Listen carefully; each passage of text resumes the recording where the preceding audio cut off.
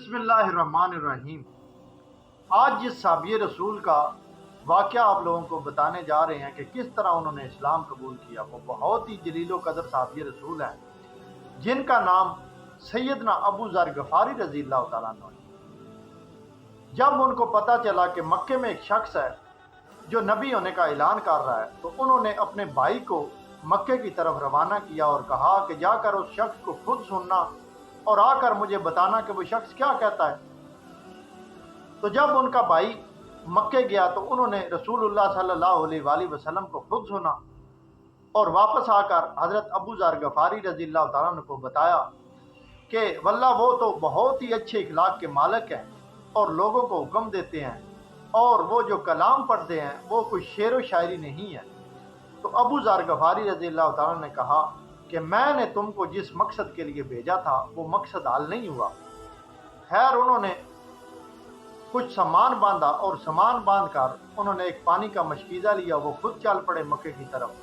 جب مکہ پہنچے تو وہ رسول اللہ صلی اللہ علیہ وآلہ وسلم کو پہچانتے نہیں تھے، نہ ہی پہلے کبھی انہوں نے دیکھا تھا اور کسی سے پوچھا بھی نہیں، کیونکہ جو اسلام لانے کے لیے آتا تھا مکے کے جو کافر تھے، مشرکین تھے، وہ لوگوں کو مارتے تھے۔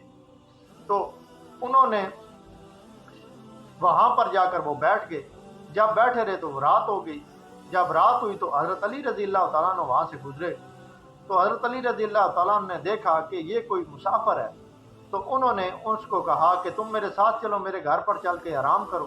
تو وہ ان کے ساتھ چلے گئے اور جب صبح ہوئی تو پھر وہ وہاں پر آ گئے اور اسی طرح انہوں نے پھر سارا دن گزار دیا۔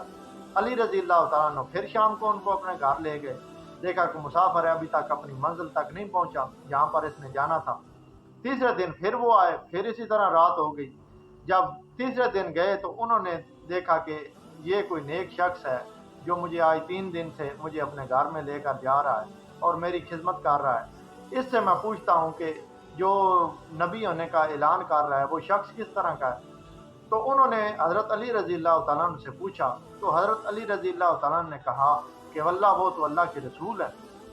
تو حضرت ابو ذر غفاری رضی اللہ تعالیٰ عنہ نے کہا کہ پھر مجھے ان کے پاس لے چلو۔ تو حضرت علی رضی اللہ تعالیٰ نے کہا کہ میں تم کو صبح ان کے پاس لے چلوں گا۔ جب صبح ہوئی تو حضرت علی رضی اللہ تعالیٰ نے حضرت ابو ذر غفاری کو ان کے پاس لے گئے، اور جاتے ہی انہوں نے کچھ باتیں سنی اور کچھ باتیں ان کی سنی اور کچھ باتیں کہی، تو وہ اسلام لے آئے۔ تو حضرت ابو ذر غفاری رضی اللہ تعالیٰ نے کہا کہ یا رسول اللہ، میں ان مکے کے مشرکین کے بیچ میں جا کر اب کہوں گا کہ میں مسلمان ہو گیا ہوں۔ تو اللہ کے نبی نے فرمایا کہ ابو ذر تم اب اپنے قبیلے میں واپس چلے جاؤ، جب اسلام کا غلبہ ہو جائے گا تو پھر تم آ جانا، کیونکہ اب جو کوئی بھی کہتا ہے کہ میں مسلمان ہوں اس کو جو مکے کے مشرکین ہیں وہ مارتے ہیں۔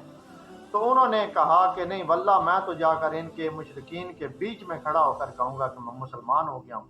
خیر وہ گئے خانہ کعبہ کے پاس، جا کر انہوں نے سب لوگوں کو اکٹھا کر کے کہا کہ واللہ میں اب مسلمان ہوں، اور کلمہ شہادت پڑھا۔ تو پڑھنے کی دیر تھی، جو مکے کے کافر تھے، مشرکین تھے، وہ ان پر ٹوٹ پڑے اور اتنا مارا کہ ان کو زمین پر گرا دیا۔ وہاں سے حضرت عباس رضی اللہ تعالیٰ عنہ گزر رہے تھے، حالانکہ وہ ابھی تک مسلمان نہیں ہوئے تھے۔ انہوں نے ان کو دیکھا اور بچا لیا اور کہا کہ اگر تم لوگوں نے اس شخص کو قتل کر دیا تو جو تمہاری تجارت کے قافلے شام کی طرف جاتے ہیں، وہ بنو غفار کے قبیلے سے ہو کر گزرتے ہیں، تو وہ تمہاری تجارت میں رکاوٹ ڈالیں گے، اس لیے تم اس کو چھوڑ دو۔ انہوں نے یہ بات سنی تو اس کو چھوڑ دیا۔ جب دوسرا دن ہوا تو پھر انہوں نے آ کر وہی کہا کہ میں مسلمان ہو گیا ہوں۔ پھر جو کافر تھے انہوں نے ان کو مارا پیٹا، تو پھر حضرت عباس رضی اللہ تعالیٰ نے ان کو بچا لیا۔